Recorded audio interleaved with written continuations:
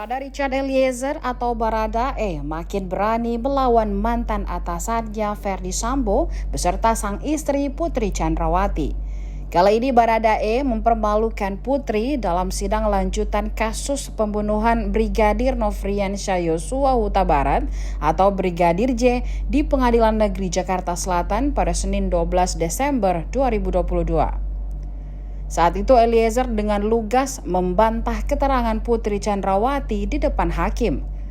Eliezer sampai membuka sejumlah kebohongan Putri selama persidangan yang menurutnya tidak relevan dengan fakta-fakta lapangan selama ini.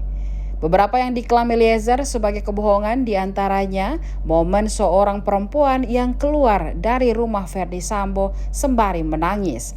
Menurut Eliezer, jika CCTV di rumah Ferdy Sambo ada, maka Putri akan memberikan keterangan yang jujur. Dikutip dari Kompas.com, hal itu disampaikan Richard dalam sidang lanjutan di Pengadilan Negeri Jakarta Selatan.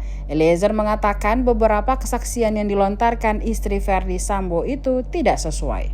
Menurutnya, Putri kala itu sempat mengajaknya bersama Matius dan Yosua berputar-putar di area Kemang sebelum ke rumah di Jalan Bangka. Richard saat itu diminta untuk berjaga di luar dan kemudian melihat sosok wanita yang menangis.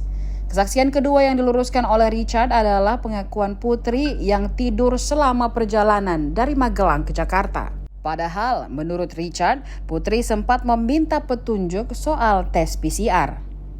Kebohongan lain adalah keterangan Putri yang mengaku tidak mengajaknya menyimpan senjata ke lemari penyimpanan di lantai 3 rumah pribadi di Jalan Saguling. Kebohongan keempat yakni soal pengakuan Putri yang tak mengetahui skenario pembunuhan Yosua yang telah dibahas di Saguling.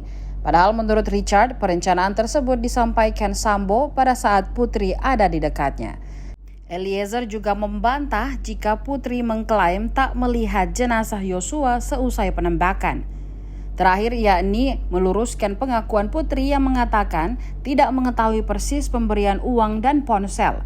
Menurut Eliezer, Putri kemungkinan akan berkata jujur di persidangan dan tak berani berbohong apabila ada CCTV rumah Ferdy Sambo yang tidak dirusak.